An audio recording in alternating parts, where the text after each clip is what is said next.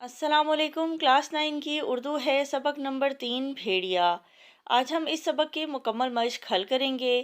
سبق کا مرکزی خیال پڑھتے ہیں۔ سبق بھیڑیا ایک نفسیاتی افسانہ ہے۔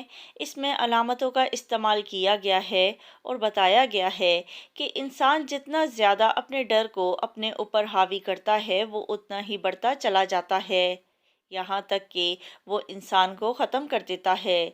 لیکن اگر انسان ہمت اور شعور کا مظاہرہ کرے تو وہ ہر طرح کے خوف اور جبر سے نجات حاصل کر سکتا ہے۔ سبق کا خلاصہ پڑھتے ہیں۔ میں یعنی سبق کا مرکزی کردار جب اپنے ارد گرد دیکھتا ہوں تو حیران رہ جاتا ہوں۔ میرے چاروں طرف بے شمار درخت ہیں جن پر بہت سے لوگوں نے میری طرح اپنے اپنے بھیڑیوں کے ڈر سے پناہ لے رکھی ہے، اور ان کے بھیڑیے ان کے درختوں کے نیچے کھڑے غرا رہے ہیں۔ میں اب بہت تھک گیا ہوں اور نیچے اترنا چاہتا ہوں، لیکن درخت کے نیچے کھڑا میرا بھیڑیا مسلسل خوفناک نظروں سے مجھے دیکھ رہا ہے اور اس انتظار میں ہے کہ کب میں نیچے اتروں اور وہ مجھے چیڑ پھاڑ کر کھا جائے۔ جس درخت پر میرا مسکن ہے یہ بہت عجیب سا جادوئی درخت ہے، کیونکہ یہاں میں جو بھی خواہش کرتا ہوں وہ فوراً پوری ہو جاتی ہے۔ یہاں مجھے ہر طرح کی آسائشیں میسر ہیں، لیکن آزادی نہیں ہے، اور یہ آزادی قربانی مانگتی ہے کہ میں درخت سے نیچے اتروں اور بھیڑیے کو ہلاک کر دوں۔ لیکن میں خوف زدہ ہوں کہ بھیڑیا مجھ سے زیادہ طاقتور ہے۔ ایک صبح جب میری آنکھ کھلی تو اچانک درخت کے گھنے پتوں سے مجھے کسی کی موجودگی کا احساس ہوتا ہے۔ میں خوف زدہ ہو گیا کہ شاید بھیڑیا درخت پر چڑھنے میں کامیاب ہو گیا۔ لیکن وہ میرے ہی جیسا ایک شخص ہے، پریشان اور گھبرایا ہوا، جس نے درخت میں ایک اور بھیڑیے کے خوف سے پناہ لے رکھی ہے۔ ہم دونوں اپنے اپنے بھیڑیوں سے خوف زدہ ہیں اور اس سوچ میں ہیں کہ کیسے اس مشکل سے نکلا جائے۔ ایک دن ہم دونوں نے نیچے اتر کر اپنے اپنے بھیڑیوں سے مقابلہ کرنے کا فیصلہ کیا۔ میرا ساتھی تو نیچے کود جاتا ہے، مگر میں اپنی بزدلی کے باعث ایسا نہیں کر پاتا اور اپنی جگہ بیٹھا رہ جاتا ہوں۔ اس کا بھیڑیا فوراً اس کی طرف لپکتا ہے۔ اس سے پہلے کہ میرے ساتھی کا بھیڑیا اسے زمین پر گرائے، وہ ایک چھوٹی سی شاخ سے بھیڑیے کو مارتا ہے جو اس نے درخت سے توڑی ہوتی ہے۔ چند لمحوں میں بھیڑیا مر جاتا ہے۔ میرا ساتھی اب آزاد ہے، اس نے اپنی بہادری سے آزادی حاصل کر لی، جبکہ میں اب تک اس عذاب میں مبتلا ہوں۔ اب وہ نیچے کھڑے ہو کر مجھے آوازیں دیتا ہے کہ تم نہ ڈرو اور نیچے آ جاؤ، یہ بھیڑیا تمہارا کچھ نہیں بگاڑ سکتا۔ لیکن مجھے اس کی بات پر یقین نہیں آتا۔ اچانک درخت میں حرکت پیدا ہوتی ہے۔ مجھے محسوس ہوا کہ جیسے درخت چھوٹا ہو رہا ہے اور بھیڑیا بڑا ہوتا جا رہا ہے۔ اب میں خود کو موت کے لیے تیار کر لیتا ہوں۔ اس وقت مجھے بس اپنے ساتھی کی آواز آ رہی ہوتی ہے کہ تم بھیڑیے سے زیادہ طاقتور ہو۔ بھیڑیا صرف ایک خوف ہے، روئی کا ایک پہاڑ ہے جسے تم ایک ہی ٹھوکر سے اپنے راستے سے ہٹا سکتے ہو۔ بالآخر میں ہمت کر کے درخت سے کود پڑتا ہوں اور اپنے بھیڑیے کو ایک پتلی سی شاخ سے مار کر آزاد ہو جاتا ہوں۔ آزادی ایک بہت بڑی نعمت ہے۔ میں خوشی سے چیخ اٹھتا ہوں، رقص کرتا ہوں اور دیوانوں کی طرح اچھلتا ہوں۔ میں جب اپنے ارد گرد دیکھتا ہوں تو حیران رہ جاتا ہوں۔ میرے چاروں طرف درختوں میں کسی نہ کسی شخص نے پناہ لے رکھی ہے اور اس کا بھیڑیا کھڑا غرا رہا ہے۔ میں اب زور سے ہنستا ہوں اور سادہ اور معصوم لوگوں کی طرف بڑھتا ہوں جو ناحق اپنے بھیڑیوں سے خوف زدہ ہیں۔ سوال نمبر 1، افسانے کی مندرجہ ذیل عبارت کو ایک طالب علم درست تلفظ، آہنگ، اتار چڑھاؤ اور تاثر کے ساتھ پڑھے۔ عبارت کو سننے کے بعد ہر طالب علم اپنے حافظے سے تسلسل کے ساتھ پورے افسانے کے اہم نکات باری باری بیان کریں۔ عبارت ہے: ایک دن کافی سوچ بچار کے بعد ہم دونوں یہ فیصلہ کرتے ہیں کہ ہم دونوں نیچے اتریں گے اور اپنے اپنے بھیڑیے سے مقابلہ کریں گے۔ جو بھی ہوگا دیکھا جائے گا، ورنہ یہ عذاب کی زندگی کب تک ہم گزاریں گے۔ تب ہم دونوں آنکھیں بند کر کے نیچے اترنے کا ارادہ کرتے ہیں۔ میرا ساتھی تو کود جاتا ہے، مگر میں اپنی بزدلی کے باعث ایسا نہیں کر پاتا اور اپنی جگہ بیٹھا رہتا ہوں۔ اہم نکات ہیں اس کے: दोस्तों का भेड़िए से मुकाबला करने का इरादा करना, आंखें बंद करके कूदने का इरादा करना। नंबर 3 है, एक की कामयाबी और दूसरे की खौफ की वजह से नाकामी होती है। सवाल नंबर 2, गुज़िश्ता सतूर में दर्ज इबारत को गौर से पढ़ें। सतूर सतर की जमा है जिसके मायने हैं तहरीर, लकीर या लाइन। और अफसाने की इस तकनीक, मकसद और असलूब पर मबनी दर्ज झैल सवालात के जवाबात दें। पहले हम इबारत पढ़ते हैं। नसर और नज़म में अलामत का इस्तेमाल। अलामत के लुग़वी मायने निशान, इशारा और शनाख्त के हैं। अदबी इस्तिलाह के तौर पर अलामत उसे कहते हैं जब किसी शय या हकीकत को किसी मजासी मफ़हूम यानी गैर हकीकी मफ़हूम या मायने में अदा या ज़ाहिर किया जाए। अलामत निगारी का लफ्ज़ अंग्रेज़ी का लफ्ज़ सिम्बॉलिज़म के मुतबादिल के तौर पर इस्तेमाल होता है। अदब में अलामतें मुख्तलिफ़ तरीक़ों और ज़राए से हासिल की जा सकती हैं। मसलन माशरे से, ज़ाती तजर्बे से। हमारे यहाँ अलामत निगारी की रवायत अंग्रेज़ी से आई है। फ़ारूक सरवर ने भेड़िया अफ़साने में बड़ी कामयाबी के साथ मुख्तलिफ़ अलामतों के इस्तेमाल की तकनीक और असलूब को इस्तेमाल किया है। तकनीक कहते हैं अपने अमल को, हुनर को बेहतर अंदाज में अंजाम देना, और असलूब कहते हैं तर्ज़ बयान को। गोया के मकसद ये है कि हर इंसान अपने खौफ के खोल में बंद है। खोल कहते हैं गलाफ को, छिलके को, कवर को। जैसे अंडे का खोल होता है, नारियल का खोल होता है। लेकिन इस खौफ पर काबू पाने के लिए थोड़ी सी हिम्मत दरकार है, फिर ये भेड़िया अपनी मौत आप मर जाएगा। अलगर्ज, इंसान कोशिश और हिम्मत करे तो अपने अंदर के हर खौफ के भेड़िए को बआसानी मार सकता है। सवालात के जवाबात पढ़ते हैं। अलामत के लुग़वी मायने क्या हैं? अलामत के लुग़वी मायने निशान, इशारा, शनाख्त के हैं। सवाल नंबर 2, अदबी इस्तिलाह में अलामत किसे कहते हैं? जवाब है, अदबी इस्तिलाह के तौर पर अलामत उसे कहते हैं जब किसी शय या हकीकत को किसी मजाजी मफ़हूम या मायने में अदा या ज़ाहिर किया जाए। अलामत निगारी का लफ्ज़ अंग्रेज़ी के लफ्ज़ सिम्बॉलिज़म के मुतबादिल के तौर पर इस्तेमाल होता है। सवाल नंबर 3, उर्दू अदब में अलामत निगारी की रवायत कहाँ से आई है? जवाब है, हमारे यहाँ अलामत निगारी की रवायत अंग्रेज़ी अदब से आई है। सवाल नंबर 4, इबारत की रोशनी में बताइए कि भेड़िया की अलामत किस इंसानी जज्बे की अक्कासी करती है?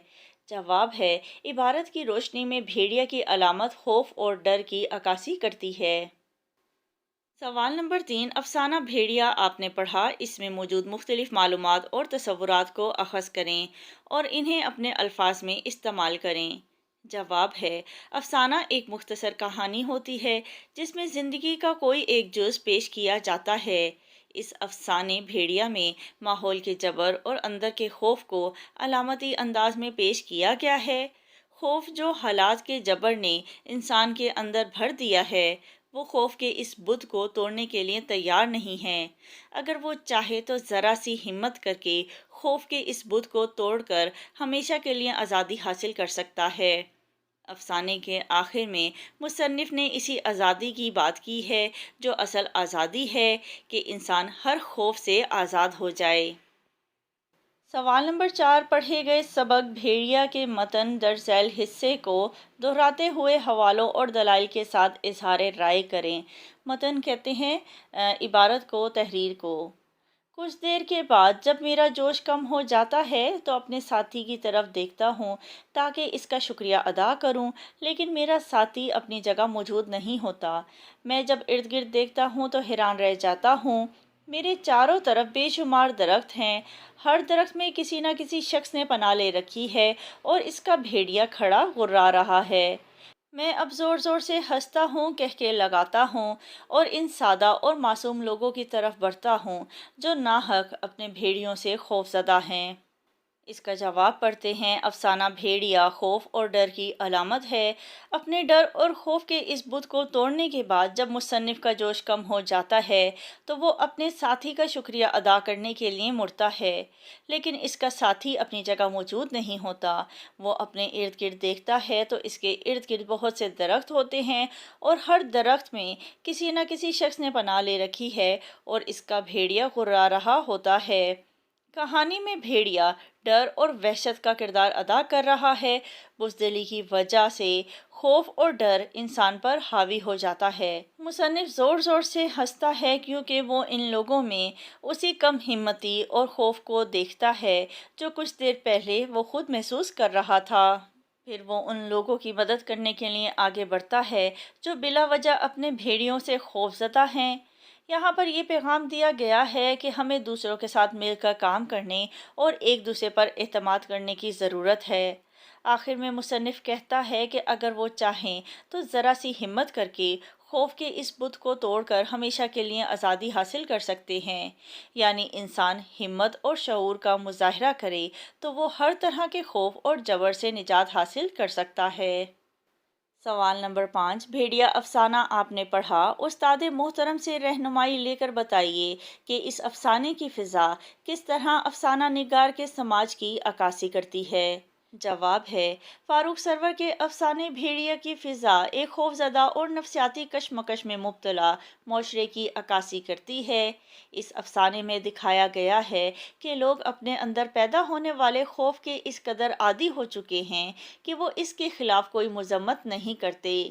یہ فضا ہمارے سماج کی ان حقیقتوں کو بیان کرتی ہے جہاں لوگ سماجی جبر، توہم پرستی اور اندیشوں میں گھرے رہتے ہیں اور اپنی بقا کے لیے خوف کے ساتھ جینے کے عادی ہو جاتے ہیں۔